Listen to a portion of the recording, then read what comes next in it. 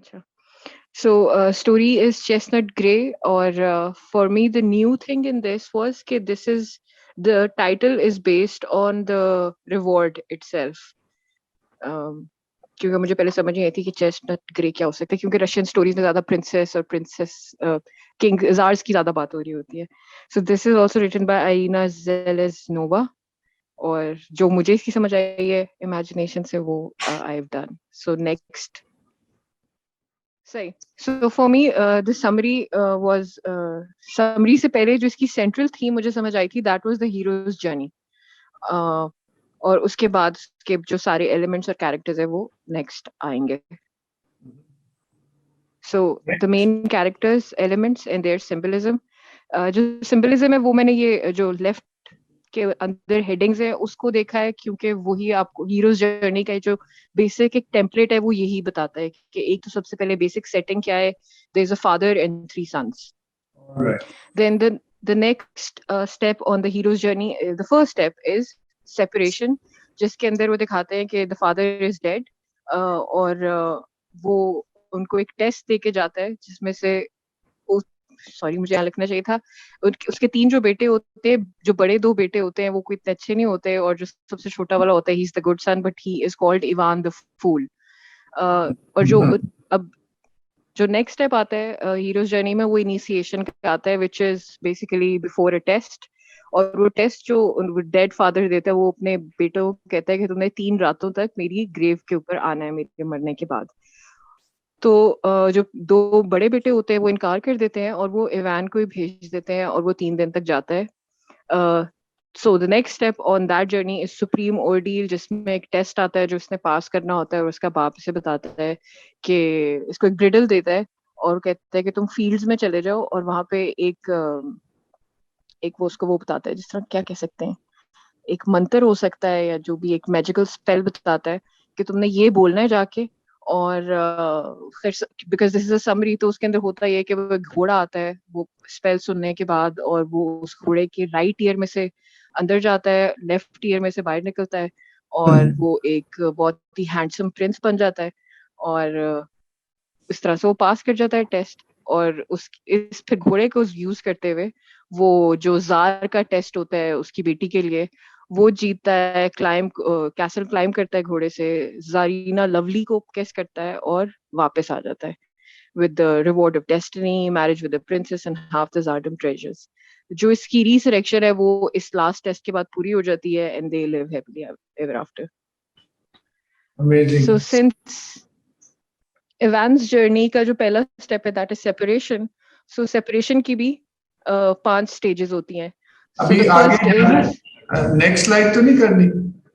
हाँ जी, next slide पे आ जाए. All right. So Ivan's journey, the first step is separation. उसके अंदर सबसे पहले ordinary world दिखाते हैं कि father and 3 son, and then death arrives. The next step is call to adventure, when their father has already asked them to come to his grave. Refusal to the call Ivan नहीं करता, but उसके दोनों भाई करते हैं.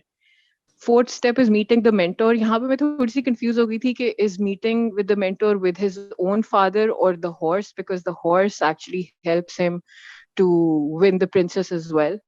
But वो शायद आगे जाके confusion दूर हो जाए. यहाँ पे उसने separation के पूरे chapter को end करने के लिए he has to cross the threshold by again climbing into the horse's right ear and coming out with the left ear, turning into a youth as fair as the sky at dawn. मैंने copy paste इसलिए किया है क्योंकि बड़ी poetically इन्होंने लिखा हुआ था इस सारी स्टोरी को.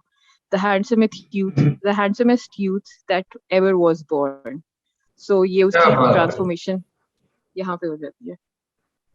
Very beautiful. Next, this is also an image that I took from the story.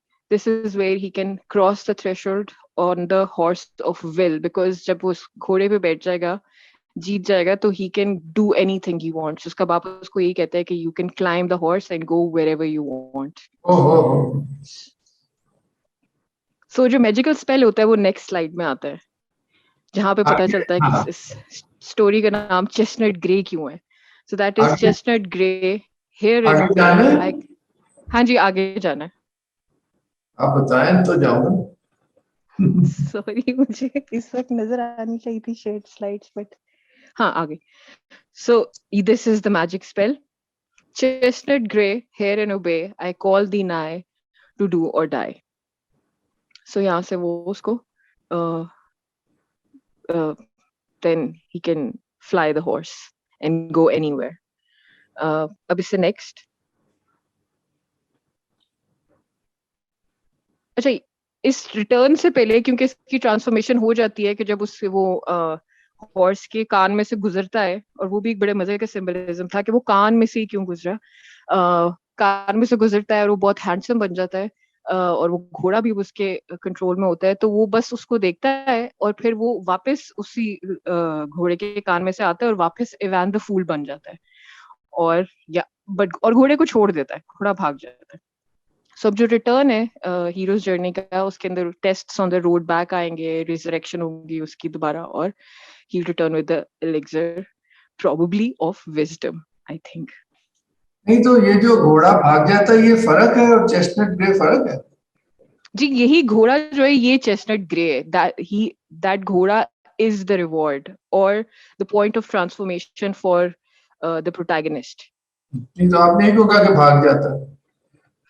क्योंकि यही तो बड़े मजे का ट्विस्ट है स्टोरी में. मुझे लग रहा था कि बस वो प्रिंस बन जाएगा और फिर वो वापस आएगा अपने भाइयों के पास. लेकिन खैर बीच में एक जो पैरेलल स्टोरी है उसकी वो ये है कि उसी मुल्क का जो जार होता है वो एक टेस्ट क्रिएट करता है for all the candidates to marry his daughter, Princess Tsarevna lovely. वो खैर एक पैरेलल में आता है लेकिन अभी अगर हम सिर्फ इवान के जो जर्नी है उसको देखें तो अभी तक उसका एक ट्रांसफॉर्मेशन हो चुका हुआ है और अब उसने रिटर्न जर्नी के ऊपर आना है. जो टेस्ट होगा वो रिटर्न पे होगा.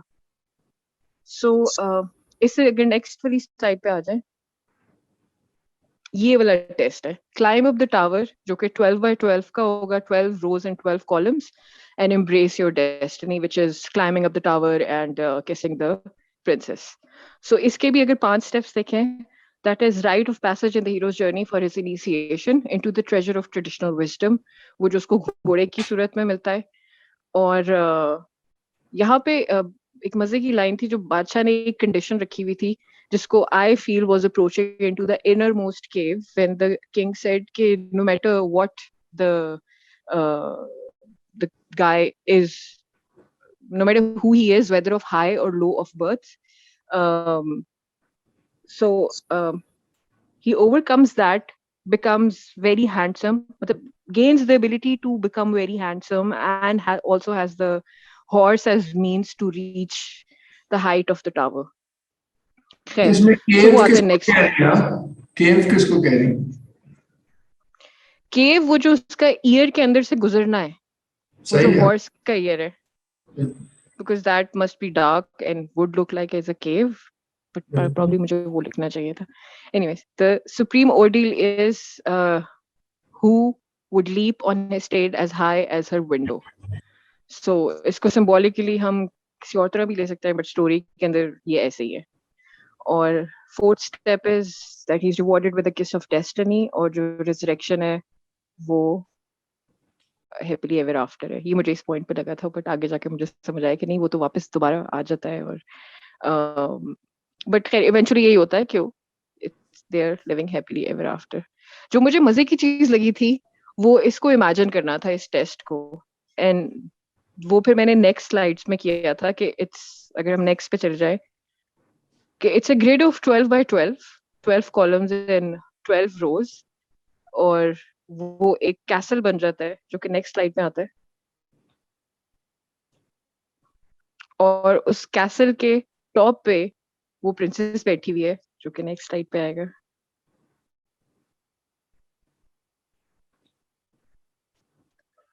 और ये जो इवान है इसने उस कैसल पे चढ़ना है. अब मुझे उस वक्त सिर्फ जो नेक्स्ट स्लाइड के ऊपर जो इमेज है वो एक आया था बड़ा ड्रीमी सा and then I found a dragon princess as well next slide के अंदर. Very beautiful.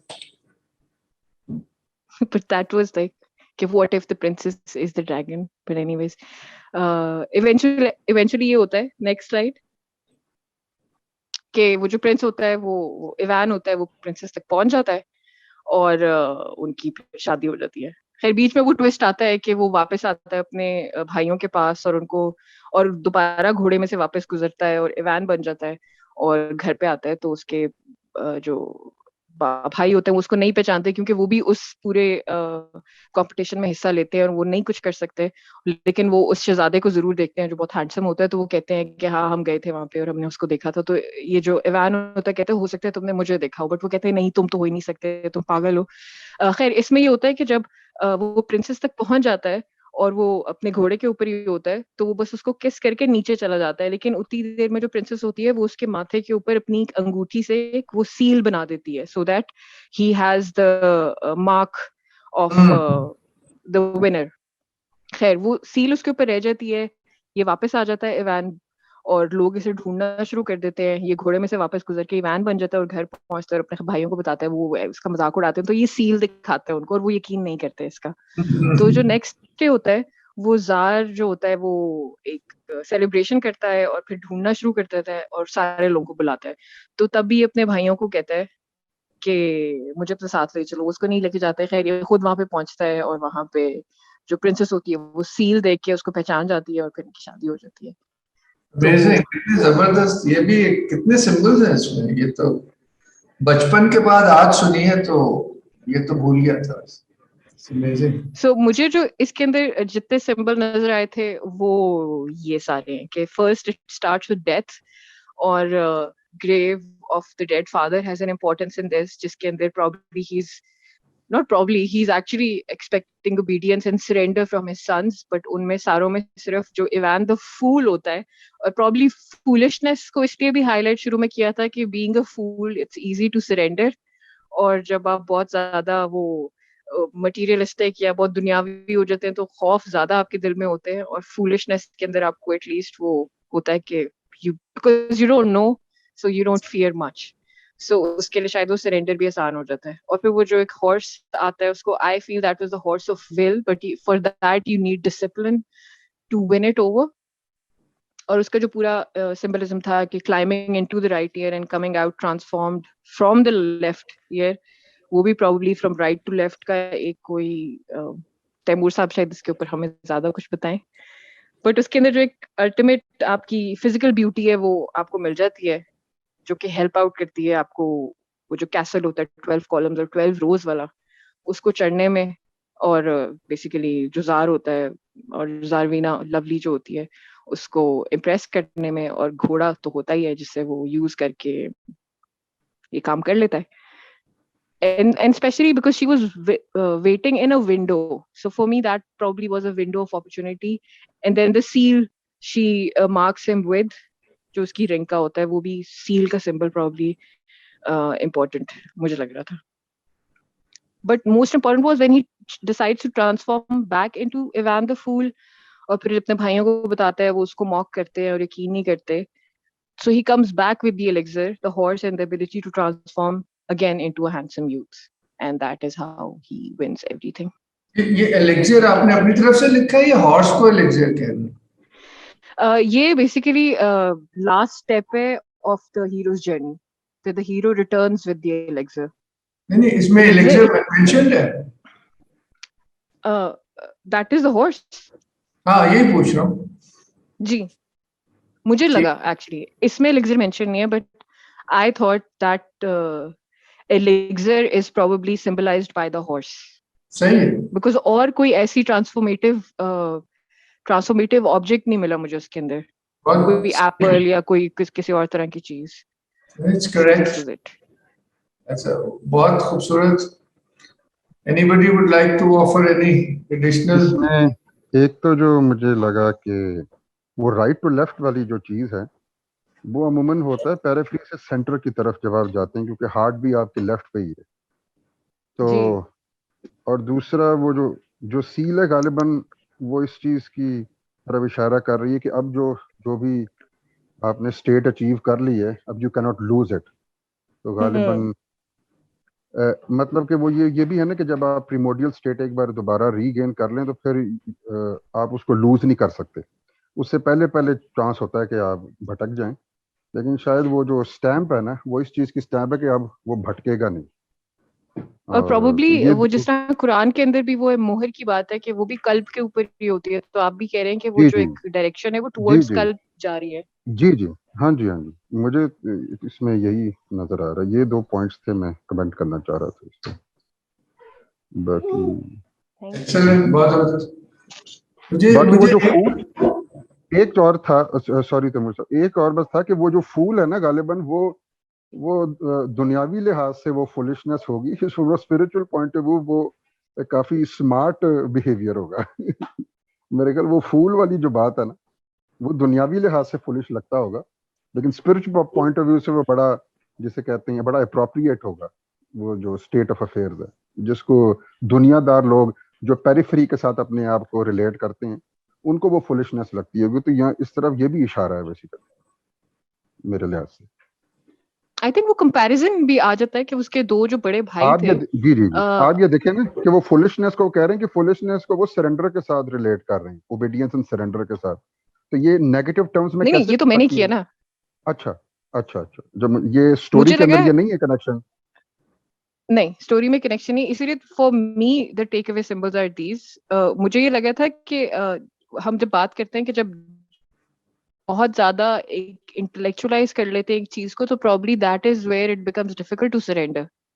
नहीं, सो यहाँ पे कुछ वो वहां नामों के होता है। साथ जी जिस जी तरह जी जी, नहीं, वो वहां होता है जहाँ जहाँ आप इंटेलेक्चुअल को खाली रीजन के साथ इक्वेट करें, कि मतलब वो जिस तरह रेनेसांस के बाद यूरोप के साथ हुआ। वरना जो जो एक्चुअल जो प्योर इंटेलेक्चुअलिटी है, उसमें और स्पिरिट में तो कोई तजाद नहीं है। ये बेसिकली बात है ना। तो ये बेसिकली मेरे ख्याल आपने बिल्कुल सही रिलेट किया है यहाँ।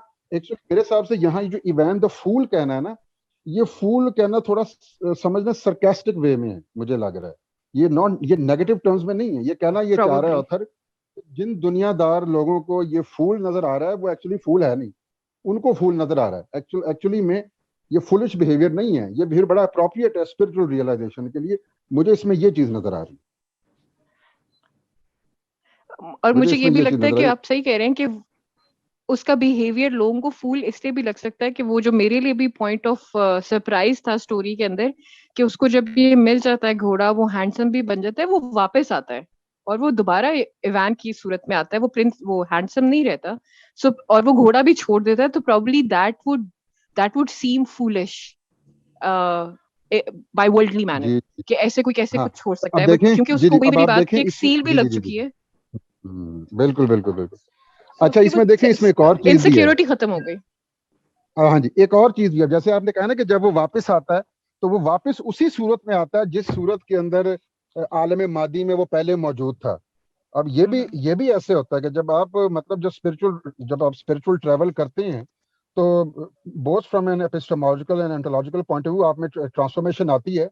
लेकिन जब आप वापस करते हैं, डिसेंड करते हैं, तो वापस आप फिर बज़ाहिर उसी सूरत में वापस आते हैं। बज़ाहिर होता है उसी सूरत में वापस आते हैं जिस सूरत में आप छोड़ के गए थे आलम मादी को। तो इसमें ये भी है। लेकिन at the same time you are a transformed person, क्योंकि फिर आपका पर्सपेक्टिव बदल जाता है ना। फिर वो जिस तरह शॉन कहते हैं, मेटाफिजिकल ट्रांसपेरेंसी ऑफ फिनोमेना, वो आप अटेन कर लेते हैं। तो लेकिन बज़ाहिर चीजें उसी तरह नजर आती हैं। मतलब ये वो हॉलीवुड फिल्मों की तरह ये नहीं होता कि जब आप वो वापस आ जाते हैं, तो आप को जो आपके सामने जो शायद जो कुर्सी पड़ी है, वो कुर्सी नहीं दिखेगी।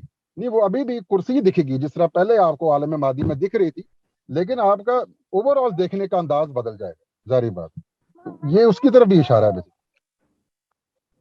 जी, मुझे ये वकार लगता है साहब, कि वो आप कुछ ऐड करना चाहेंगे? वकार साहब, बड़े दिनों बाद आए इसलिए कह रहा हूँ।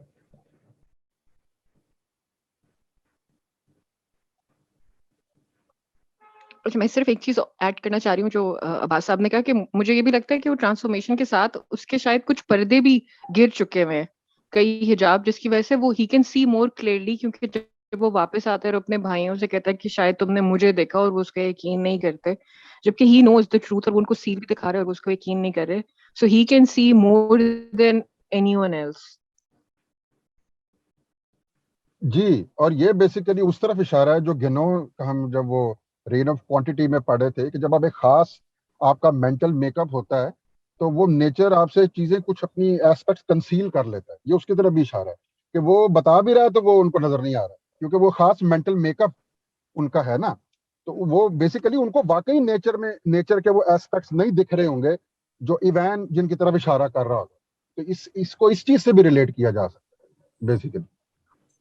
और वो जो उसका टेस्ट है जो उसने 12 by 12 के टावर क्लाइम करने, उससे मुझे एक और भी चीज इसमें फील हुई थी कि सॉरी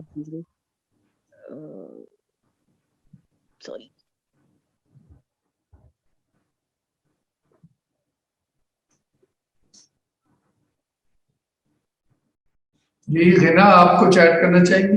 आप साइकोलॉजी से हैं इसलिए कह रहा हूं। जी अस्सलाम वालेकुम। मैंने तो आज ज्वाइन भी लेट किया क्योंकि हमारी बिजली नहीं थी, अभी आई है 10 मिनट हुए हैं।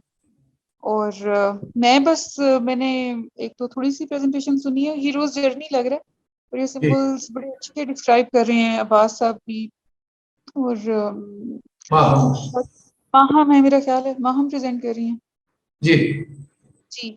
और बाकी मैंने पढ़ी नहीं है क्योंकि मैं तलाश कर रही थी कोई मुझे अलिफ लैला से कुछ मिल जाए या कोई दो मैथोलॉजी से कुछ मिल जाए। तो हिंदू मैथोलॉजी में तो काफी कॉम्प्लिकेटेड चीजें थी, उसमें तो बहुत ही ज्यादा सिंबल थे, तो वो मैं तलाश करती थी। आप बस फेरी टेल्स ढूंढे, पूरी दुनिया की फेरी टेल्स हैं नेट पे। जी नहीं, वो मुझे कुछ नजर आई है उसमें, कुछ पॉपुलर इसमें अरेबियन नाइट्स की। तो लेट्स सी कौन सी किस पे करती हूँ प्रेजेंटेशन। तो ये मैंने पढ़ी नहीं है एक्चुअली रशियन फेरी टेल्स बाकी की। बहुत ही खूबसूरत कहानी। जी बुशरा, आप कुछ ऐड करना चाहेंगे?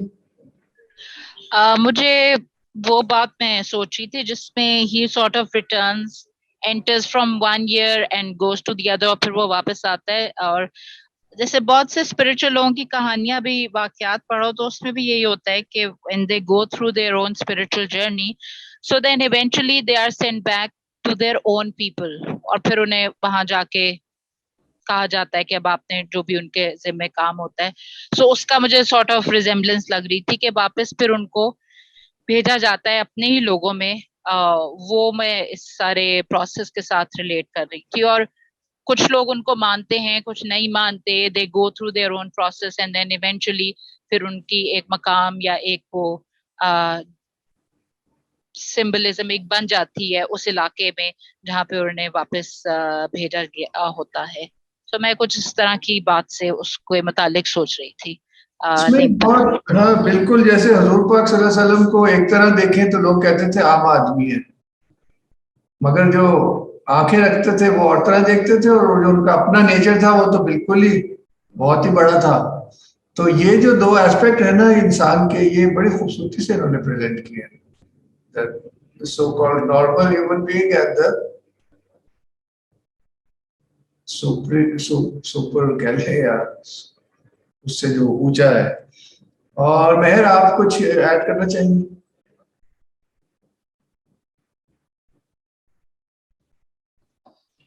जी नहीं, थैंक यू। काफी एलैबोरेटिव हमने प्रेजेंट किए। बट आई थिंक मैंने इसके 2-3 डिफरेंट वर्जन्स भी पढ़े थे नेट पर, जिसमें एक में फादर की डेथ नहीं होती but he just sends them to the field because they have a wheat field, और उसमें उन्होंने करना होता है। So they are like different versions of the same story, but I don't know like whether they were written by the same author or were they interpreted by different interpreters. जी हाँ, हर चीज हो सकती है, मगर बुनियादी तौर पर तो ये टाइमलेस स्टोरीज हैं ना, तो they have been handed down and they were obviously written by sages very long time ago.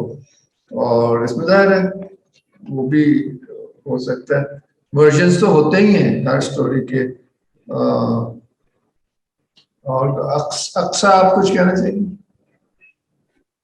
Story तो बहुत अच्छे से एक्सप्लेन किया सबने। मैं बस ये कहूंगी कि इसमें जो सिंबल्स और मीनिंग्स हैं वो बहुत ब्यूटीफुली एक्सट्रैक्ट किए हैं सबने, तो बहुत मजा आया है स्टोरी सुन के।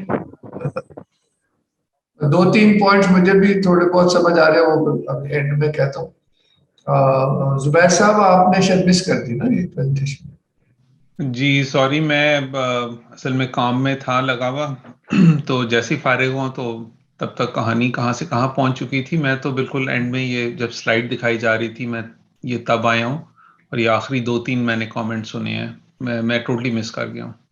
बहुत ही खूबसूरत वैसे थी प्रेजेंटेशन। ये आप मैंने कहा दिखाने के लिए दिखा रहा हूँ आपको। एक ये दे उल्टा चल रहे हैं, मगर this is a beautiful story. तो आप जरूर, this is the winning moment when he jumps up to the top of the tower till the princess उसको किस करता है, वो उसको निशान लगा देती है सील का उसके माथे पर, जिससे बाद में वो पहचाना जाता है। ये हमने बार बहुत हाई सेट कर दिया, ये हम तो इस मूड में नहीं थे इस तरह करने के। ये नहीं होना। ये बार मैंने 5 बजे जब मैंने कहा था ना कि मैं चेस्टनट ग्रे करने लगी हूँ, मैंने तब जो दुआ यही करी थी कि हो जाए 7:30 बजे तक मेरे से slides. Very nice, very nice. हम असल सबके व्यूज ले रहे हैं ना। ज़रीन आपा, आप? जी, thank you not for today. I'm just trying to get myself collected. Sunday को इंशाल्लाह। आपने सुन लिया ना, देखा था कुछ आपने आज? जी बिल्कुल, वो थोड़ा सा मिस हो गया because I didn't know the change of the link. Sorry about that. Yeah, अच्छा, yeah. मैं बस इसके 1-2 पॉइंट्स में जो मुझे समझ आ रही है आपसे शेयर करना चाहूंगा। ये जो डेथ वाला है ना, ये मुझे इसका अभी एकदम से ख्याल ही आया कि the father, I mean Adam is our father. तो उस तरह से देखें तो Adam was created in the perfect mould, फितरत पे थे वो। तो वो जो हमारी एक्चुअल फितरत है वो वाकई अब मर चुकी है through hundreds of thousands of years. ये सारी जो स्पिरिचुअल जर्नी है ना of the hero, it is to regain our wholeness. तो हो सकता है ये उसका बड़ा पावरफुल वैसे ये सिंबल लग रहा है मुझे, डेथ एंड ग्रेव। और जो हमारी मीरास है, एडमिक मीरास, उधर से ही बात शुरू होगी ना। तो तो वो मुझे लगता है, तो इसमें डबल सिंबलिज्म है। एक तो वो कि हमारा real nature which is now dead, but from that is the source of our true nature. तो उधर से फिर वो गाइडेंस मिलती है, टेस्ट मिलता है, जो भी आगे। फिर एक तो ये पॉइंट था डेथ का और लूजिंग आवर ओरिजिनल नेचर। तो ये बहुत ही पावरफुल है, अगर इस पर सोचे तो ये बड़ा कमाल है।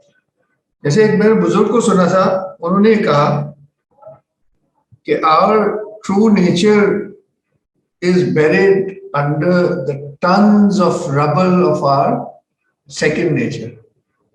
अब जो हम जिस तरह रहते हैं गफलत में, ये हमारा सेकंड नेचर बन चुका है। मगर जो हमारे जो यानी कि 5 सेंसेस में हम कैद हैं, और हमारा जो असल फितरा है, एडमिक नेचर है, वो तकरीबन मारी गया है। तो खैर, ये मुझे वो बात याद है। और हॉर्स मुझे लग रहा था अपना माहम, because of all its qualities and specially कहीं भी जा सकना। So this is probably the symbol of the spirit, और it is through dying to your current nature and being reborn. तो ये स्पिरिट से ही हो सकता है ना, कि जाने कि जो मेरा सही, कहते हैं ना, the old person dies and the new is born. तो इसको, इस ट्रांसफॉर्मेशन को, और देखो आपने जैसे कहा था कि वो बहुत ही खूबसूरत फिर निकल के आया। तो ये बड़ा ही खूबसूरत है। बाबा यागा वाली हमने फाइबर, ये कौन सी हमने लास्ट जो देखी थी, उसमें जब उसको वो नहलाती है, उसको हॉट, वो जो बाबा यागा है, वो जो एक वो सेंट्रल पॉइंट है जहाँ in a sense he is then purified, so then he can go forward. वो फ्रॉग ज़ारवेना है ना, वो वाली में देखें वो पॉइंट आता है जब वो उस माया कह ले, वो जो घूम रही होती है उसकी झोपड़ी, उधर वो एक तरह से जो है ना वॉर्टेक्स है, कहते हैं ना कि जो भी उसको कह ले कि वो जो है माया में डबल एस्पेक्ट है। और खैर वहां उसकी वो होती है जो क्लेंजिंग है ना। एनीवे, एक तो ये कुछ इस टाइप की बात समझ आई। और आखिर में ये 12/12 आपको पता चाहिए ट्रेडिशनल सिंबलिज्म है। 12 is always the number of the solar number है, सोलर नंबर है। तो 12 जो वर्ल्ड ट्री है, ट्री ऑफ लाइफ, उसके 12 गोल्डन एप्पल है, जिसमें वो गया था ओडिसियस। इस तरह ये 12 का मतलब वंस अगेन स्पिरिट की तरफ इशारा है। तो this is the castle of the spirit. आखिरी पॉइंट जो मैं सोचा था वो ये है कि वो जब ट्रांसफॉर्म हो जाता है तो अपनी वो जर्नी जो है वो स्पिरिट में होती है। Then when he comes back he is in this world, he looks like a normal person. ये भी मुझे लग रहा है इसका एक एस्पेक्ट है ट्रांसफॉर्मेशन। और आखिर में जो फूल वाला पॉइंट है वो ये रशियन फोक टेल्स में और जनरली फोक टेल्स में एक कॉमन मोटिव है कि जो हीरो होता है वो दुनियावी तौर पर जरा सादा होता है। इसमें आपको सबसे जो मुझे हमेशा याद आता है वो है Jack and the beanstalk. वो दुनियावी तौर पर इतना सादा होता है कि अपने घर के एक तो काम वाम कुछ नहीं करता, फिर वो अपनी सारी चीजें दुनियावी हर चीज वो बज़ाहिर बेकार रंग बिरंगे बीजों के एवज वो आखिरी अपनी गाय भी बेच देता है। तो ये और ये रशियन टेल्स में काफी कॉमन है कि वो जो बज़ाहिर बेकार है वही असल में हीरो है, क्योंकि दुनियावी तौर पर वो शायद बेकार हो। बस ये 2-3 पॉइंट्स। यहाँ पे एक सवाल है मेरा, जिसमें आप कह रहे हैं कि कॉमन थीम है कि जो हीरो होता है वो फूल होता है और वो दुनियावी तौर पे इतना एक्सपर्ट नहीं होता किसी चीज के अंदर। इसके अंदर भी वो यही बताते हैं कि वो कोई काम नहीं करता और सारा कुछ, लेकिन वो जो एक पोटेंशियलिटी होती है टू बी द हीरो, क्या वो हमेशा से फूल के अंदर ही होती है या मतलब इसमें मतलब this is just a symbol of purity कह ले और सिंप्लिसिटी कह ले, और ये है कि जो क्लेवरनेस है ना वो दिस वर्ल्ड ही है। इसका आप जैसे भी समझ लें, इसके बहुत ये मुझे तो मैं आर्टिकुलेट नहीं कर सकता मगर इन स्टोरीज के जरिए समझ आती है कि देखें ना जी, हाँ कि वो अभी भी एक सिंप्लिसिटी बड़ी जरूरी है। कि वो जो कहते हैं ना हजरत ईसा बाइबल में कि बी ही लाइक चिल्ड्रन, ये जो चाइल्ड लाइकनेस है ना ये लाजमी है, वरना ये जर्नी नहीं हो सकती। यानी कि जो मैनिपुलेटिव और जो स्कीमिंग माइंड है वो तो समझे पहले डिस्क्वालिफाइड है। तो आई थिंक वो उन्होंने by in comparison to his elder brothers वो दिखा भी दिया है कि वो उसको they manipulate him and use him कि तुम जाओ पहले 2 दिन बाप की कब्र पे, हम नहीं जाएंगे, हम तुम्हें वो उसको ऑफर करते हैं काफी चीजें कि हम तुम्हें ये देंगे वो देंगे तो तुम चले जाओ, और वो चला जाता है हमेशा। तो बाय आई थिंक कंट्रास्ट के जरिए उन्होंने बहुत ज्यादा बताया कि भाइयों ने रिफ्यूज भी किया कॉल टू एडवेंचर और भाई को मैनिपुलेट भी किया और फिर यकीन भी नहीं किया। सो सारी चीजें सही, जबरदस्त। मेरे ख्याल से बहुत शुक्रिया मैम, तो स्टोरी बहुत अच्छी थी और इसमें काफी सारे सिंबल्स थे, ये पढ़नी पड़ेगी। तो बहुत शुक्रिया। बहुत शुक्रिया। तो मेरे डॉक्टर साहब आप पेश करेंगे।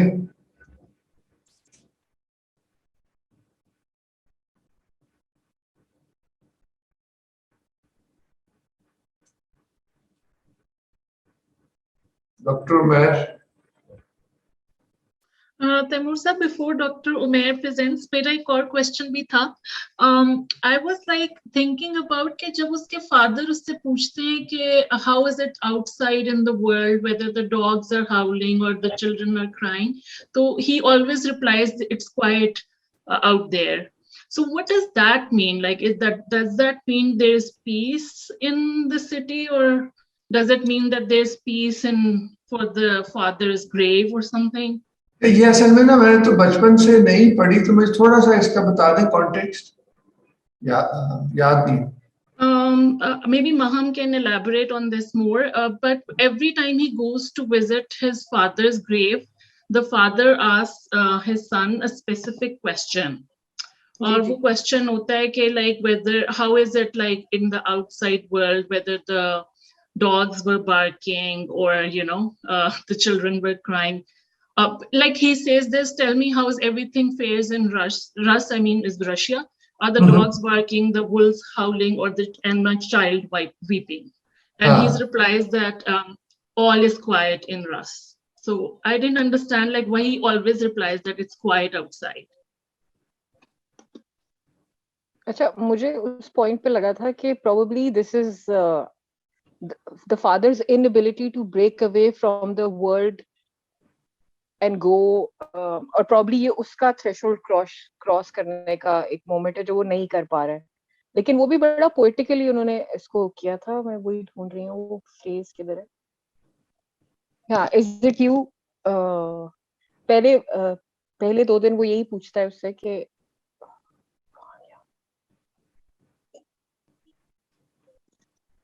Yeah, is it you, my firstborn? Tell me how everything fares in Rus. Are the dogs barking, the wolves howling, or my child weeping? I just thought it was just very poetic. That's all. और इसका कोई या फिर यही है कि वो जो फादर है उसका connection to the human world और this realm the material realm वो उस सन के थ्रू चलता जा रहा है और प्रॉब्ली यही उसने इसी चीज को कंटिन्यू करने के लिए उसने अपने बेटों को ये कहा था कि तुम मेरी कब्र पे आना 3 दिन तक probably. Yeah, that is fine. But why does the son always replies that it's quiet outside? Like, I was wondering, is it really quiet or does he just say that to his father?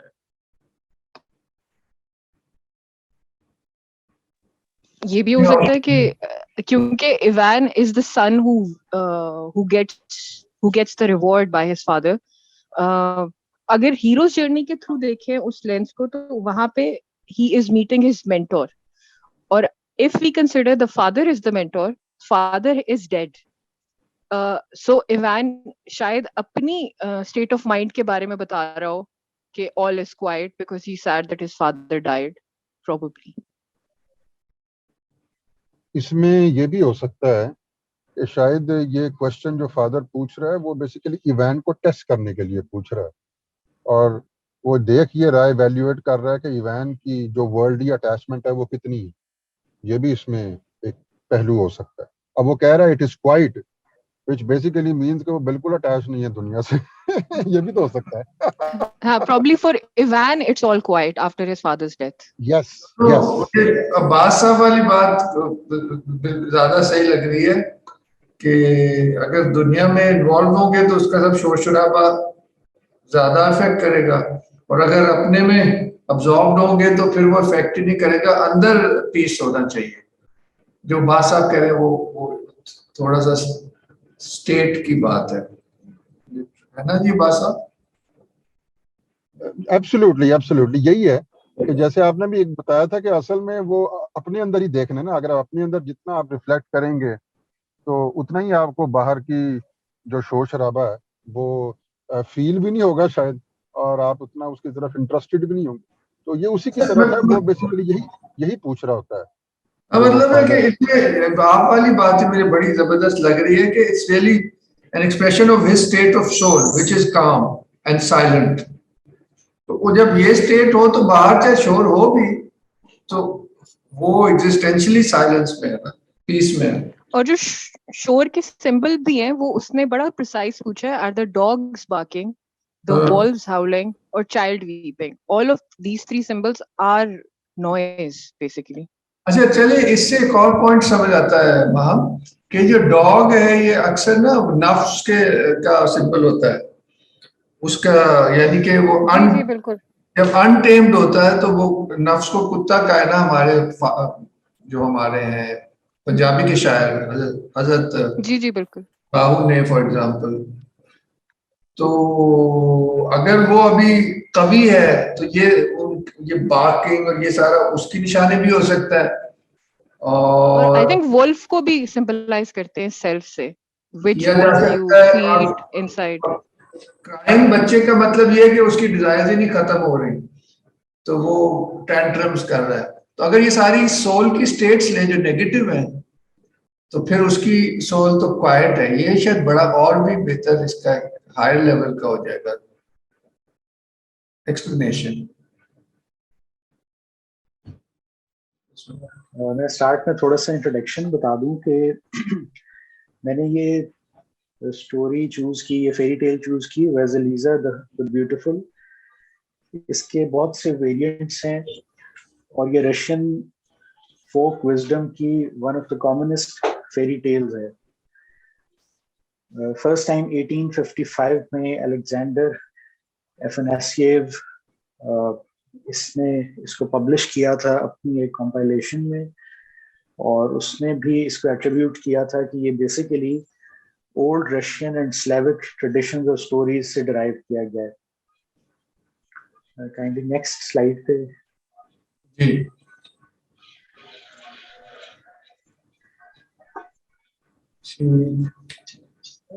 इसको बाज़ लोग जिस तरह western hemisphere में other outside Russia जिस तरह Cinderella की story है और ब्यूटी एंड द बीस्ट है, इसी तरह लोग इसको, it is often called the Russian Cinderella story. और पहले मैं थोड़ा सा इसके कैरेक्टर्स बता देता हूँ, उसके बाद फिर मैं नरेट करके थीम्स की तरफ जाता हूँ ताकि सब लोग जिन्होंने नहीं भी पढ़ी वो समझ सकें। इसमें बेसिक कैरेक्टर्स वेज़ेलिज़ा, जो कि यंग गर्ल जिसके गिर्द ये पूरी स्टोरी घूमती है, और फिर उसके स्टेप मदर और सिस्टर्स हैं। फिर एक रशियन फेरी टेल्स का एक वेल नोन कैरेक्टर है बाबा यागा, who is a female or who is shown as a very evil personality। और फिर एक different horsemen हैं who make their appearance during the story। और finally there is the magic doll। ये तमाम characters हैं। थीम्स पे जाने से पहले मैं एक दफ़ा बड़ा ब्रीफली स्टोरी को नरेट कर देता हूँ कि बेसिकली स्टोरी की सेटिंग ये है कि एक वेज़ेलिज़ा अपनी ओल्ड मदर के साथ रहती है, और जिस तरह तमाम स्टोरीज का स्टार्ट होता है कि लॉन्ग लॉन्ग अगो, बहुत एंशिएंट पास्ट का रेफरेंस दिया जाता है, और एक आइडिलिक किस्म की गोल्डन एज का इसी तरह जिक्र किया जा रहा है कि उनकी लाइफ बहुत पीसफुल और बहुत अच्छी थी। और लेकिन जो एक एलिमेंट ऑफ अनसर्टेनिटी होता है उसको फिर वो उसका जिक्र करते हैं और कहते हैं कि even the brightest of skies may become overcast and misfortune stepped over their threshold at last. और फिर उसकी मदर बीमार होती हैं और फौत हो जाती हैं, और डेथ से पहले बेड साइड पे वो वेज़ेलिज़ा को एक छोटी सी डॉल देती हैं और उसको कहती हैं कि इस डॉल का ख्याल रखे, किसी और को ना दिखाए, और जब भी कुछ बुरा हो तो इस डॉल को कुछ खाने को दे तो ये डॉल जिंदा हो जाएगी और उसको हेल्प आउट करेगी। और उसके बाद उसकी मदर की डेथ हो जाती है।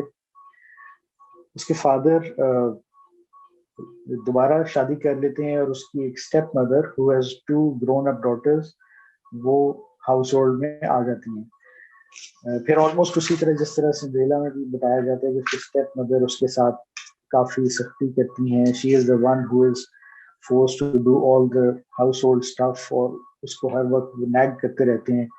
वेज़ेलिज़ा बड़ा परेशान रहती है, but she continues to do what she is told। और इस पेशेंस की वजह से फिर वो साथ मेंशन करता है कि with every passing day that passed she grew more and more beautiful। और वो अपने तमाम काम भी टाइम पे करती थी, कुछ आगे से उनको कहती भी नहीं थी, और बड़ा पेशेंटली अपनी लाइफ मतलब गुजार रही थी। और जो उसकी डॉल थी वो उसको तमाम काम करने में हेल्प आउट करती थी। जब उसे बहुत सारे काम करने होते तो वो डॉल को दूध पिलाती या कुछ खिलाती, और वो डॉल वुड कम अलाइव और उसके तमाम काम करने में उसकी हेल्प करती थी। Eventually उसके father he has to leave for some journey and she is left alone with her stepmother and 3 sisters and 2 sisters। और यहाँ से फिर स्टोरी स्टार्ट होती है कि एक रात जब बहुत बारिश हो रही होती है, डार्कनेस होती है, और हम याद रखें कि हम बड़े ओल्ड रशिया के जिक्र कर रहे हैं, तो बहुत डार्क है, कोल्ड है, लोनली है, फॉरेस्ट की एज पे उनका घर है, और इवेंचुअली उनके घर में द फायर गोज आउट। और जो उसकी स्टेप मदर और सिस्टर्स दे टेल वेज़ेलिज़ा कि she is the one who has to go and get fire from somewhere. अब वहाँ रशियन फोक विजडम का एक या फोक लोर का एक हिस्सा है कि इस तरह कोल्ड डार्क नाइट में और तो कहीं से फायर नहीं मिलेगी, लेकिन जिस कैरेक्टर, ये बाबा यागा का जिक्र किया, बाबा यागा हु इज अ कनिंग विच, जो कि लोगों को खा भी लेती है और जो एनिमल्स को भी और ह्यूमंस को भी, लेकिन उसके बारे में मशहूर है कि even in cold dark nights, जहाँ पे उसका एबोर्ड है, जो हट है, वहां पे हमेशा आग जल रही होती है। तो she is suppose to go there across the forest and get fire for her household. तो बेसिकली फिर वहां से वो निकलती है और बाबा यागा के का पता पूछती भी उस तरफ डेंस फॉरेस्ट में चलना शुरू हो जाती है। फिर एक बड़ा तवील जर्नी होता है जिसमें एक पूरी रात और एक पूरा दिन और इवेंचुअली अगली रात वो करीब पहुंचती है। इस सारी स्टोरी के दौरान सूरज का निकलना, ढलना और गुरूब होने को हॉर्समैन के थ्रू सिग्निफाई किया जाता है कि हॉर्समैन उसके पास से गुजरता है। व्हाइट हॉर्समैन गुजरता है तो वो सिग्निफाई करता है डॉन, रेड हॉर्समैन गुजरता है तो वो सिग्निफाई करता है मिड डे, और ब्लैक हॉर्समैन गुजरता है तो वो सिग्निफाई करता है नाइट। और आई टॉक लेटर के हॉर्समैन और सन का जो it's a very ancient myth जो कि सबसे पहले हमें ग्रीक्स में नजर आती है और उसकी डिफरेंट तरह की वर्जन्स फिर लेटर सिविलाइजेशन में भी नजर आती हैं। The association of the chariot और हॉर्स ड्रिवन सन। तो इवेंचुअली फिर जिस वक्त वो बाबा यागा के घर पे पहुंचती है तो वो बड़ा रिस्पेक्टफुली उसको अप्रोच करती है और उसको कहती है कि वो उससे आग लेना चाहती है। और बाबा यागा टेल्स हर तो ठीक है, लेकिन before that she has to do the work which she tells her to do. तो गोया पहले वो डार्क फॉरेस्ट होता है, फिर जर्नी होता है, फिर जर्नी के बाद वहां पहुंच के जर्नी से पहले जो उसको चीज चाहिए उसके लिए she has to go through those trials या दोज टेस्ट्स। और फिर वो बाबा यागा उसको 2 से 3 काम देती है जिनका वो बड़ा तफसील से जिक्र करते हैं कि पहली रात वो उसको कहती है कि उसमें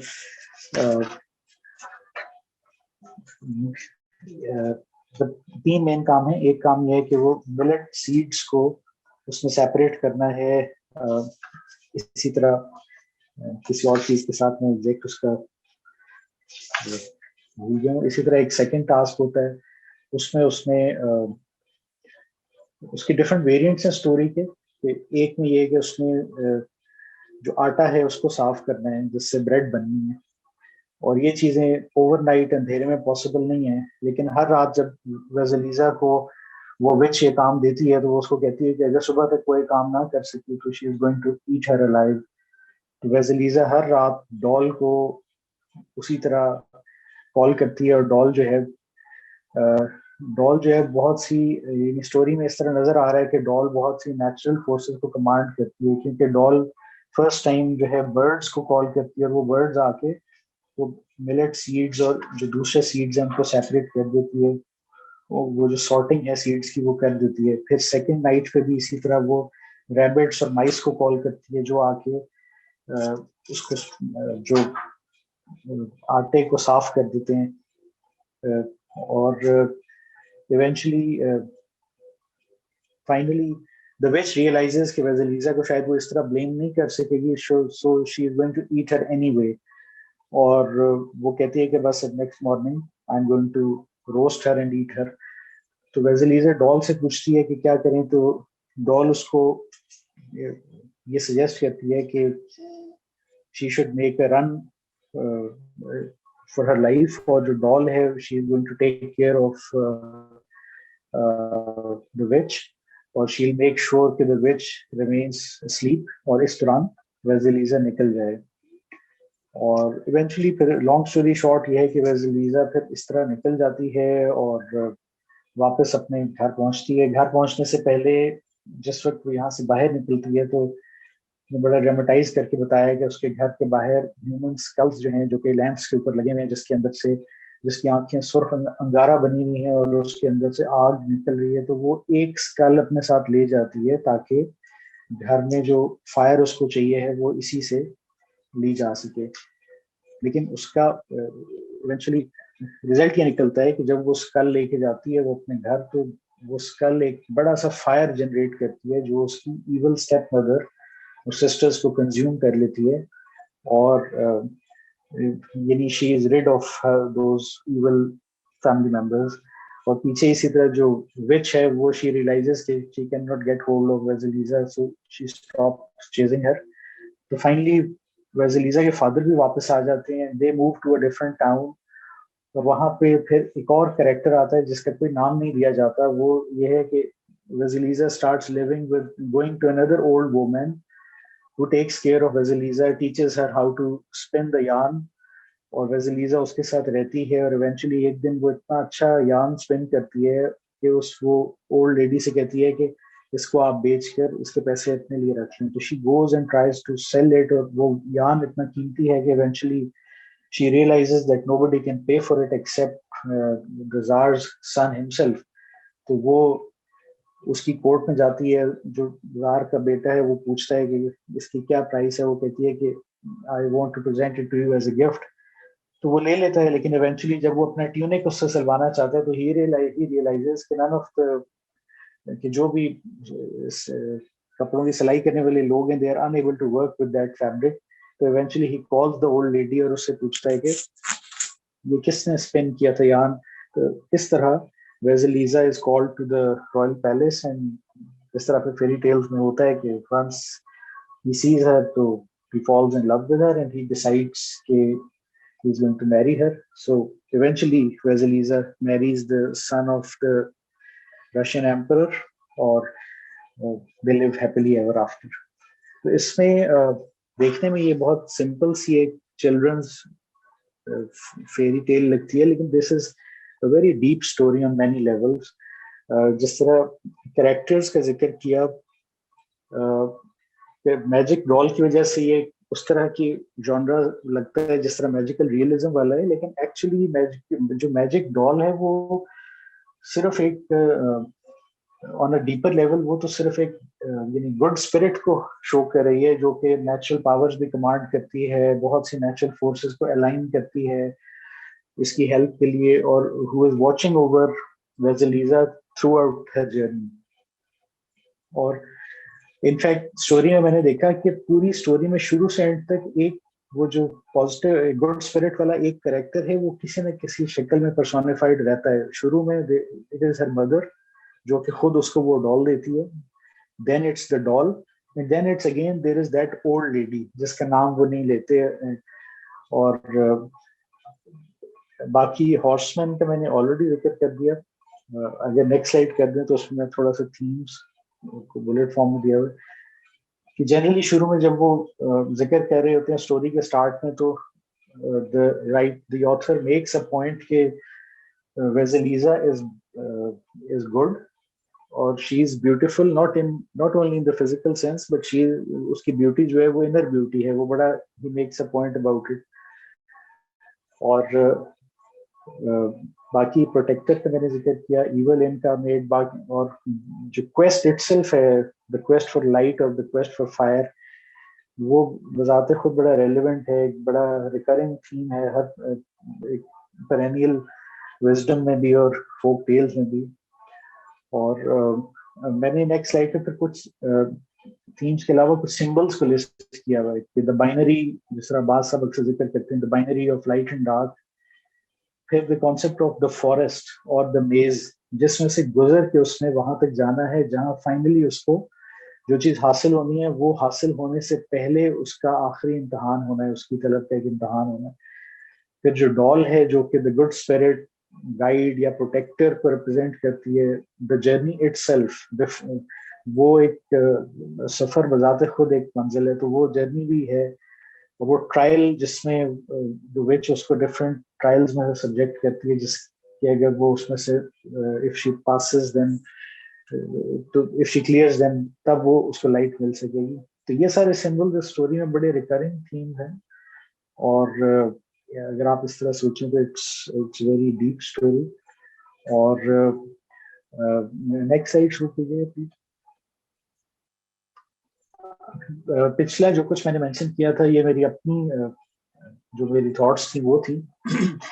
then I looked around at internet, और ये थियोडोरा गॉस ने इस स्टोरी को as an very archetypal myth और फोक विजडम वाली स्टोरी के तौर पे उसने लिस्ट किया। और अगर आप देखें कि उसने 12 फीचर्स आइडेंटिफाई किए हैं जो एक क्लासिकल, एक आर्केटाइपल फोक टेल या फेरी टेल में होते हैं, कि जिसमें there is a concept of a gift जो उसको रिसीव होता है हीरो या हेरोइन को, in this case the heroine, लेकिन उसके बाद वो अपरूटिंग का कॉन्सेप्ट है, थ्रोन इनटू द विल्डरनेस या being pushed into the desert. वो डिफरेंट जगहों पे असलूब के हिसाब से वोकैबुलरी डिफरेंट हो जाती है, थीम वही रहती है। फिर the heroin enters the dark forest, dark forest के बाद फिर टेम्पररी होम जहाँ पे उसकी ट्रायल भी होनी है, सब कुछ होनी है। फिर उसी होम में उसको फ्रेंड्स और हेल्पर्स भी मिलते हैं, she learns to work, temptations और ट्रायल्स हैं। इस सारे के दौरान द हेरोइन, हमें तो एंड पे पता चलता है कि वेजलीजा इज द हेरोइन, तो इस सारे के दौरान एक्चुअली वो शी रिमेन्स इन डिसगाइज, और या शी इज यानी पढ़ने वाले को नहीं पता कि either she is going to make it और नॉट। और फिर आखिर में she is recognised as such, she finds a true partner and the permanent home, और जो उसके टॉर्मेंटर्स होते हैं वो eventually they meet their fate. तो ये ओवरऑल मेरी साइड से सबमिशंस थी इस हवाले से। बहुत ही फैसिनेटिंग है, बड़ी खूबसूरत स्टोरी है ये भी, बचपन की बात नहीं सुनी तो बड़ा अच्छा लगा। तो इसमें would anybody like to add? Next side एक और भी है, एक साइड और भी है शायद। ऑलराइट जी, अच्छा, इसकी एक मैंने कहा थोड़ा सा जो मॉडर्न इंटरप्रिटेशन है वो मेंशन कर दूं, because they will be of interest to many people. एक तो ये विजडम टेक्स्ट के तौर पे नोन है, it has multiple variants in Russian literature, Serbian literature, और जितने स्लेविक कंट्रीज हैं उन सब में ये बड़ी कॉमनली नोन है। लेकिन इट हैज बीन, इस पे लोगों ने बड़ा काम किया है, they have seen it as a feminist text, और उसमें किस तरह वेजलीजा जो है वो अपनी लिमिट्स को पहले अंडरस्टैंड करती है और फिर ओवरकम करती है और इवेंचुअली उन पे हावी हो जाती है। तो मैंने मेंशन कर दिया क्लैरिसा एस्टेस का कि इन्होंने इस पे बहुत से काम किया है। और मॉडर्न पैरेलल्स में ब्यूटी एंड द बीस्ट और सिंड्रेला दोनों स्टोरीज जो हैं उनके थीम्स बड़े ओवरलैपिंग है इस स्टोरी के साथ, और लोगों ने इसके पैरेलल्स पे भी काम किया है कि probably they both had a common central European, मतलब कोई फोक टेल थी जिसने दोनों तरफ उसको, दोनों साइड की फोक टेल्स को इवेंचुअली अफेक्ट किया। So that is all from my side. जबरदस्त। जी, I would agree with Umair साहब, because as I was reading the story मुझे इसके काफी parallels सिंड्रेला की स्टोरी से नजर आ रहे थे, especially उसकी like वसीला के पास डॉल होती है but सिंड्रेला के पास फेरी गॉड मदर होती है, they both have step mother and two cruel step sisters, and both are made to do house chores, and both of them are also denied to be married, like to potential men, because mother doesn't want Cinderella to be married either before her daughters, so we present करती है prince को, but in the same case as well, and eventually both end up getting married to a prince. लेकिन इसमें जो बहुत ज्यादा मुझे similarity नजर आई is the use of animals. Like Cinderella की story में भी she can talk and speak to the animals, and a lot of animals are her friends, including the mice, and इसमें भी यही हमें नजर आता है symbolism. So I felt कि काफी इनकी वो similarities थी. I was interested in knowing when the two stories were actually written and how far apart were they in their timelines, but I couldn't find that information. If Umair Saab did, that would be great. हाँ, जितनी इसकी historic उसको place करना historic timeline के हिसाब से वो मतलब इट इज जनरली assumed कि we are talking हम उस रशिया की बात कर रहे हैं which was before 1000 AD, और लेकिन वो एक बहुत बड़ा ब्रैकेट है कि क्राइस्ट के टाइम से 1000 AD में एक्चुअली कौन सा टाइम की हम बात कर रहे हैं जिसको ये रिप्रेजेंट करता है, लेकिन इट वाज बिफोर 1000 AD। मैंने जितना भी इस पे लोगों ने लिखा वो यही कहते हैं कि दे बिलीव कि this was written before that time, और जिस वक्त ये स्लेविक ट्राइब्स ने नॉर्दर्न और ईस्टर्न यूरोप को इनहेबिट किया तो they already knew this story, और this story was being repeated in different variations, और उसने फिर अकॉर्डिंगली तमाम लोकल जो कल्चर्स थे उनको भी उसी तरह अफेक्ट किया। लेकिन आपके टॉकिंग एनिमल्स वाला पॉइंट बहुत रेलिवेंट है, मैं आई एम सॉरी इसको ओवरलुक कर गया, मैंने वैसे इसको लिखा हुआ था। टॉकिंग एनिमल वाला एक मोटिव बड़ा कॉमन है इस तरह फेरी टेल में। दूसरा एक चीज और जो थोड़ा सा अनयूजुअल है मे बी, कि इस पे लोगों ने इस पे भी काम किया है और पब्लिश किया है कि जो इसकी ट्रायल्स, इस तरह की फेरी टेल में अक्सर जो ट्रायल्स बताई जाती हैं, they always deal with sorting of some kind, जिसमें इस तरह भी है कि जी वो इसमें भी उसने दो डिफरेंट चीजों को सॉर्ट करना है, और जो सेकंड ट्रायल है इसमें भी इसी तरह सॉर्टिंग वाली बात है। और लोगों ने इसके भी बहुत से spiritual as well as psychological interpretations की हैं, और एक बड़ा इसको भी, इस चीज को भी एड्रेस किया।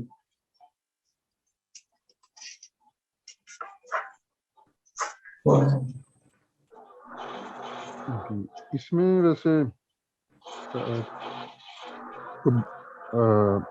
हेलो हेलो जी आवाज साहब, आपकी आवाज आ रही है?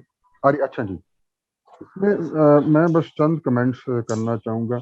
एक तो वो जो गिफ्ट वाली बात आपने की थी, वो मेरे हिसाब से वो अगर इसको हम स्पिरिचुअल ट्रैवल के कॉन्टेक्स्ट में देखें तो जो गिफ्ट होगा गालिबन वो उसकी कॉरेस्पॉन्डेंस बन रही है गिफ्ट ऑफ इनिशिएशन गालिबन।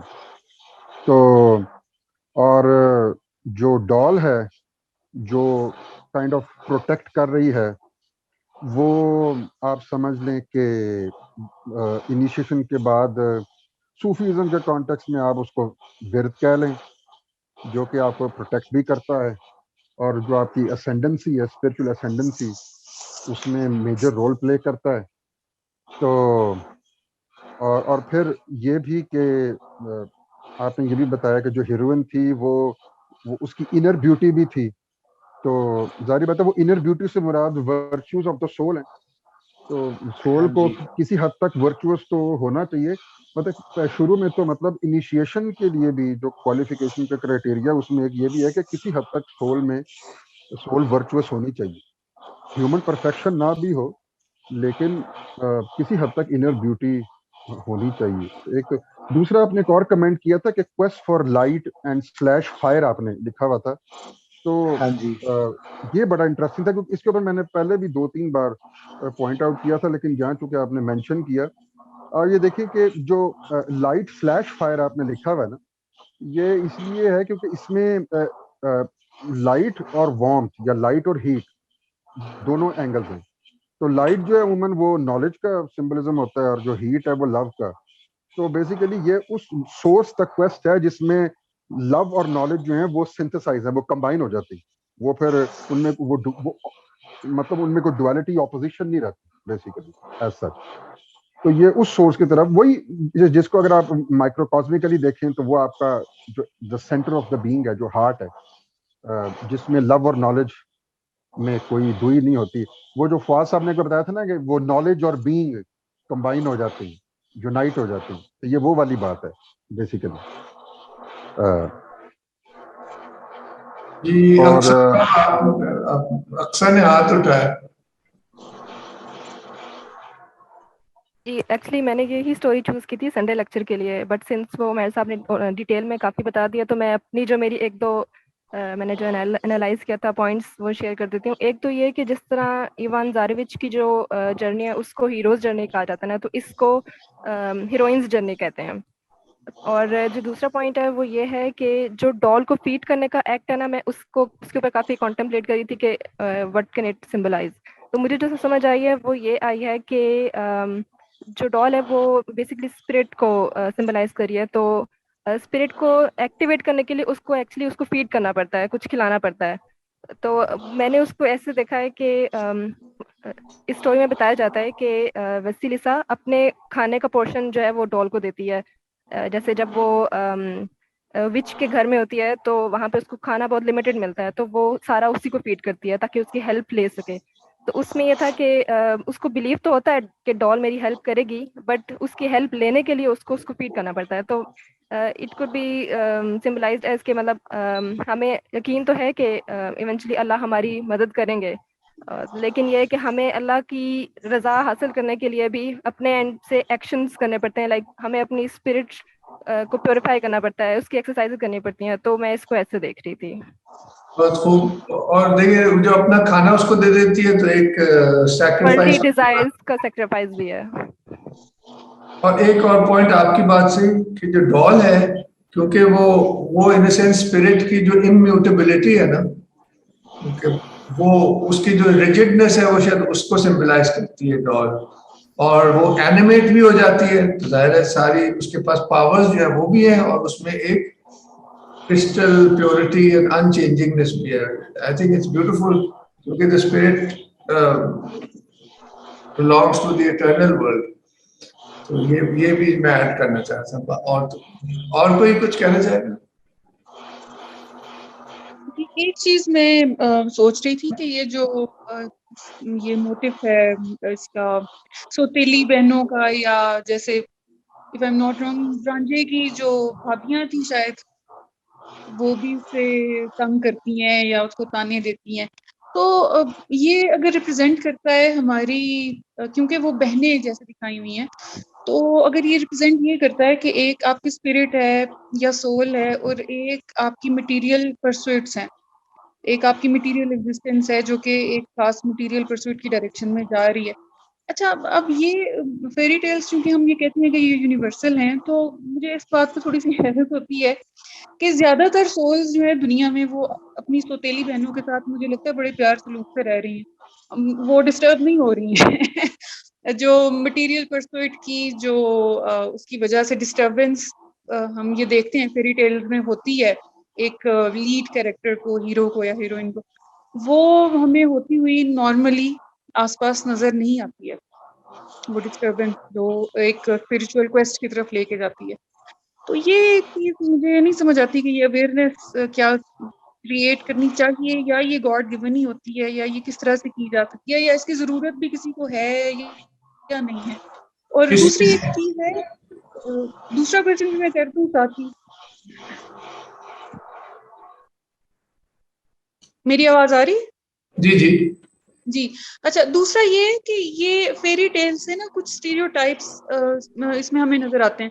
वो आई टोटली अंडरस्टैंड कि एक स्टोरी बनने के लिए कुछ ना कुछ स्टीरियोटाइप्स तो होते हैं, क्योंकि कैरेक्टर है, कैटेगराइजेशन होगी तभी एक कहानी बनेगी। लेकिन ये क्योंकि बड़ी यूनिवर्सल होती हैं फेरी टेल्स, तो इसकी वजह से लोग क्या इन जनरल ओवर जनरलाइज नहीं कर लेते हैं ऐसे रोल्स के साथ सर्टेन कैरेक्टरिस्टिक्स को, जैसे ये स्टेप मदर है या स्टेप सिस्टर है, तो इसको किस तरह से देखा जा सकता है? अगर ये क्रिटिसिज्म हो तो उसको किस तरह से, क्योंकि अब तो ये मॉडर्न एज में तो ये बड़ा क्रिटिसिज्म होता है ना कि ये बहुत सारे स्टीरियोटाइप्स जो हैं इन फेरी टेल्स में आते रहे हैं और इनको क्रिटिकली हमें देखना चाहिए। देखिए सुतेला ये तो पुराना एक मोटिव है ना कि जो सुतेले होते हैं वो अपनों जैसे नहीं होते, वो तंग करते हैं। अक्सर फैमिलीज में भी कई दफा ऐसे होता है, ना भी हो या हो, मगर ये अंडरस्टैंडेबल मोटिव है। और सुतेले का दूसरा ये है कि if the सुतेला mother then stands for the world, तो we really don't belong to the world। हमारा कोई दुनिया से असल में कोई रूहानी रिश्ता नहीं है, खून जिसे खून का कह लें, तो हम we are like strangers in the world। तो इसलिए वो ये उसका मुझे लगता है सिंबल है ना, ये सुतेला वाला एस्पेक्ट जो है। और फेमिनिन होने का मतलब ये है कि वो वर्ल्ड के सिंबल्स ऑफ वुमन फेमिनिन होते हैं, और यानी कि नेगेटिव एस्पेक्ट। पॉजिटिव एस्पेक्ट में तो वो खुद भी लड़की है, वो फिर स्पिरिट और सोल का जो है ना, जो ईडन में जो एक ही स्पिरिट, एक ही फेमिनिन के दो एस्पेक्ट्स थे ना, एक ईव थी तो दूसरी लिलिथ थी। तो खैर ये दो एक अलग बात है, मगर असल तो यही लगता है कि वो दुनिया को का सिंबल है, उसमें क्या बुरी बात है अगर सिंबल है। अच्छा, मैं इसमें एक बाट छोटी सी मेरा ख्याल यही चीज है कि अगर उसको जिस मकसद, जो इस स्टोरी का मकसद है असल में, मतलब आप इसको हकीकी मानों में देखें तो फिर इट टोटली मेक सेंस। जैसे आप ये कह रहे हैं कि हम दुनिया में सोतेले ही हैं क्योंकि स्पिरिचुअल हमारा ताल्लुक उससे नहीं है, वैसे इस तरह से इट मेक सेंस। लेकिन अगर हम उसको सुपरफिशियल मीनिंग में देखें तो उस हवाले से ये चीज है। ये हजारों साल पुरानी है ना, जब लोग ज्यादा हकीकत के वैसे ही करीब थे, ये सारी आर्टिफिशियल चीजें तो नहीं थी ना। ना ये सोशल कॉन्स्ट्रक्ट्स थे। तो मतलब हम तो हाँ ये भी तो ख्याल रखना चाहिए ना कि आज थोड़ी लिखी गई है ये, तो इसलिए आज और आसान हो गया है प्योर सिंबल्स देखने शायद। जी डॉक्टर साहब। हाँ जी, बस मैं इस पे एक चीज ऐड कर दूं कि जो स्टेप रिलेशनशिप्स वाली बात की, ये बेसिकली एक लेफ्ट ओवर या वेस्टेज है उस ट्राइबल या उस दौर की जब ये स्टोरीज क्रिस्टलाइज हुई थी। और उसकी भी एक बड़ी सॉलिड वजह है। वो सॉलिड वजह ये है कि विद इन द ट्राइब जो इमीडिएटली क्लोज फैमिली होती थी, क्योंकि ट्राइब के अंदर भी डिफरेंट फैमिली यूनिट्स होते थे, तो with in the tribe in that particular family unit जिसमें आप होते थे, तो जो चीज आपकी सबसे ज्यादा अटेंशन और इन्फ्लुएंस के लिए आपके साथ compete करती थी, those were either your immediate siblings, चाहे वो स्टेप रिलेशंस हो या इमीडिएट सिबलिंग्स हो। इसलिए आपको इस तरह की जितनी भी स्टोरीज हैं उसमें कोई जो ओपोनेंट्स हैं वो कोई बहुत डिस्कनेक्टेड ओपोनेंट्स नजर नहीं आते। Usually they are the ones who are closest to you because they are the ones who are competing for your attention as well as trying to influence your life. तो इसलिए भी एक इस पे भी इसको भी लोगों ने इस तरह ही क्रिटिकली देखा है कि जो स्टेप रिलेशंस का क्यों जिक्र किया जाता है, क्योंकि इन अ स्मॉलर एक सब ट्राइबल लेवल पे चूंकि यही रिलेशंस compete करते हैं फैमिली एल्डर की भी अटेंशन के लिए और आपस में भी इन्फ्लुएंस के लिए विद इन द स्मॉलर सब यूनिट, तो इसलिए वो इनका जिक्र किया जाता है। सही। और कौन कुछ कहना चाहता है? जी अक्सर आप कुछ कह रहे हैं, जुबैर साहब कुछ कह रहे हैं। जी मुझे ये कुछ क्लियर नहीं हुआ, ये डॉक्टर साहब ने जो बात की इनके, ये तो मुझे बात समझ आती है कि ये वो चीजें हैं जो कि अब आजकल की सेटिंग में ये मतलब पहले फॉर एग्जांपल मल्टीपल शादियां थी, रिश्ते फर्क होते थे, फैमिलीज बड़ी होती थी, उसमें सुतेला हो या सगा हो, वो ऐसा कोई नेगेटिव कॉनोटेशन उसके साथ नहीं अटैच थी। लेकिन अब ये कुछ डॉक्टर साहब ने एक और भी उसका जरा डायमेंशन डाला है, तो वो जरा क्लियर कर दें, मुझे कुछ क्लैरिटी नहीं हुई उससे, सॉरी। मैं डॉक्टर उमैर की बात कर रहा हूँ जी। जी वो मैंने जनरली आपसे मैंने इसलिए जिक्र कर दिया कि यानी हम जब 1000 ईयर पहले के रशिया को इमेजिन करते हैं, तो जहाँ पे एक लोग डिस्कनेक्टेड हैं over large physical distances in cold harsh environments, तो जो फैमिलीज हैं वो फैमिली सब यूनिट्स जो हैं वो लार्जर ट्राइब या ग्रुप के यूनिट्स के तौर पे एग्जिस्ट करते हैं। तो विद इन दैट स्मॉल सब यूनिट वही लोग जो आपस में compete कर रहे हैं for the influence with in that house hold and attention of the Elder, उन्हीं को उन्होंने स्टोरीज में पिच किया है एज द वंस जो कि एक दूसरे के ऑपोजिट हैं। तो इस वजह से वो स्टेप यानी इट्स नॉट अबाउट कि वो कोई स्टेप रिलेशनशिप को ज्यादा कोई नेगेटिवली पोर्ट्रे कर रहे हैं, वो इस तरह नहीं है, बल्कि उस दौर में जिस कॉन्टेक्स्ट में वो कहानियां बनाई गई हैं कि सब ग्रुप्स फैमिलीज के ग्रुप्स और सब ग्रुप्स के अंदर जो क्लोजेस्ट राइवलरीज थी वो बिटवीन द सिबलिंग्स थी, बिटवीन द सिबलिंग्स भी बिटवीन द मतलब जो आपके सगे थे और जो स्टेप थे उनमें थी। तो चूंकि ये उस चीज का एक कॉमन वो था, तो इस वजह से इसको यूजुअली जिक्र किया जाता है। और इंटरेस्टिंग है कि भाई जो सोशल सोसाइटी में होता था उसी पे स्टोरी उसको यूज किया है। ठीक है, समझ, शुक्रिया।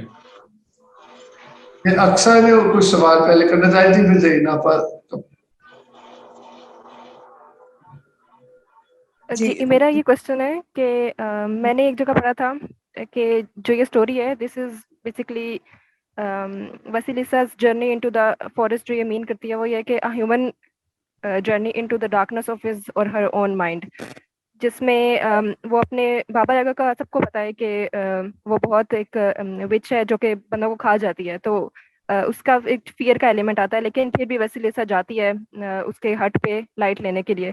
तो वो जो लाइट होती है वो बेसिकली एक स्कल होता है बाबा यागा के हट पे, जिसकी आईज में से जो है ना लाइट निकल रही होती है। वो जो स्कल इटसेल्फ है, जो लाइट वाला स्कल है, उसमें तो मुझे सिंबल नजर आता है कि जो सेल्फ डिस्कवरी की लाइट है, मतलब अपने आप को पहचान लेने की रोशनी है एक तरह से, जिसको लेकर वो वापस जाती है अपने घर। लेकिन जब वो घर जाती है तो मुझे ये नहीं समझ आ रहा था कि उसकी जो स्टेप सिस्टर और मदर हैं वो क्यों नहीं उस लाइट को एंड्योर कर पाती और वो जो है ना लाइट के इनकाउंटर से जो है ना ख़त्म हो जाती हैं। मुझे ये समझ नहीं आया था स्टोरी के अंदर।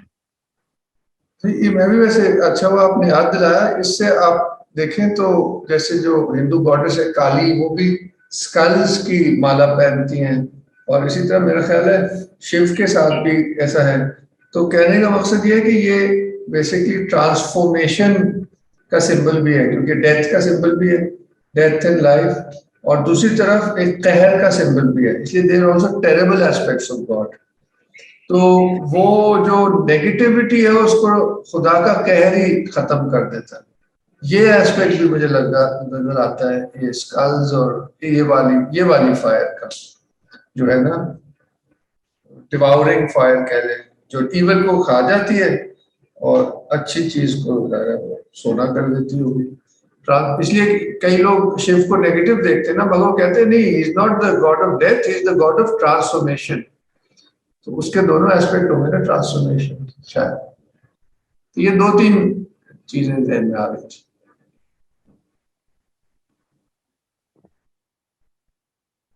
जी Zarina Gee, just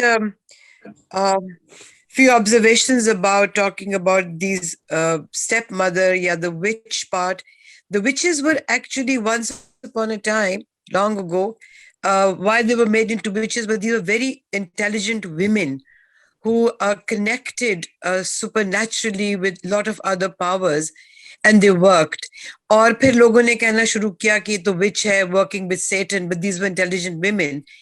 And in the stories, most of the fairy stories, agar aap dekhein, I was just reading through some of them, even these European stories, that there's always this good mother, the fertile, biological, good queen dies, and the king marries another woman. She looks like a non-biological entity or something and is a witch actually. So these are also probably the dark side. वो नफ्स जिसको कहते हैं हम, उसका एक dark side अपनी negativity.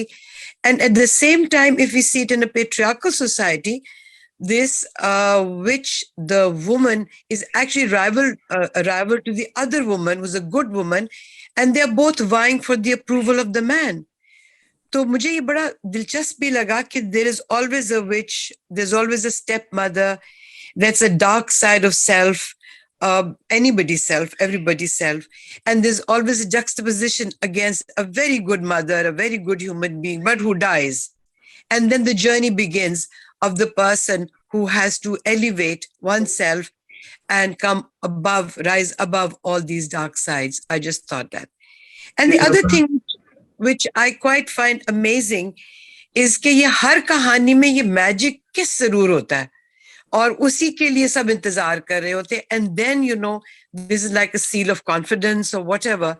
So I find it quite interesting that इसके बगैर वो अच्छा कोई काम नहीं हो सकता. वो ना स्नो वाइट का भी हो सकता है, ना ही वो स्लीपिंग ब्यूटी का होता है. So maybe that kiss has another connotation which I may have missed out. But I find the intelligent women of the very olden times were then made into like Joan of Arc, for example.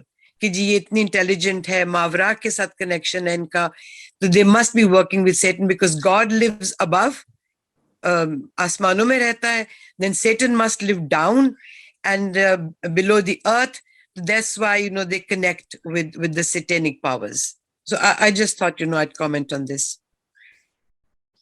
Thank you. और जनाब किसी ने कुछ add करना है story के हवाले से, यानी कि जो भी डॉक्टर मेहर ने जो, बाकी तो सबने बात की है. जी अस्सलाम वालेकुम. जो मैंने बिल्कुल सुना दूसरी वाली, और डॉक्टर साहब ने बड़े अच्छे और आसान अंदाज में एक्सप्लेन किया, और बाकी सब का भी.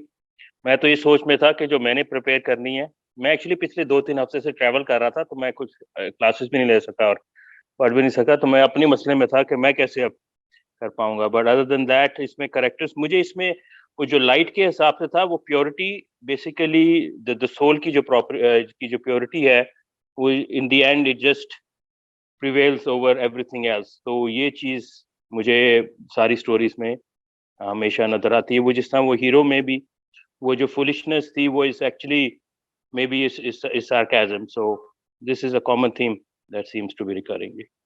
Yeah, that's true. Thank you.